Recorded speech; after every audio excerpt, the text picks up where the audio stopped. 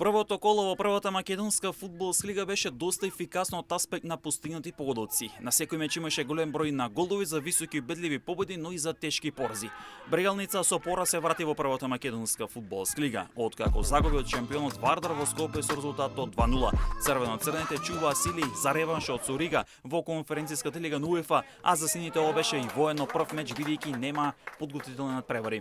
Тиквеш со најверојатна игра го декласираше Арсими на домашен терен во Кавадарци со 5-1, со што прволигашот од Кавадарци одлично отвори новата сезона. Тимот од Чегарне се соочи со тежок пораз. Шкенди Рачиново со пораз дебитираше во првата македонска фудбалска лига, откако загуби од Струга Тримлум со високи 3:0 во гости, а пак најголем пораз доживеа Башкими кој во Кратово беше декласиран од Силек со неверојатни 6:0. Повратникот Скопје претрпе пораз со 3:0 од вице-шампионот Шкенди, со тоа што тимот од Тетово со триумф ја отвори новата сезона. Со оглед на тоа што ќе има пауза до второто коло кое ќе се игра на 8 август, отвара можност за мини подготовки за екипите и за да се одигра некоја пријателска, особено за Брегалница која би требало да се доекипира, да се доигра, слично ќе биде и за Башкими.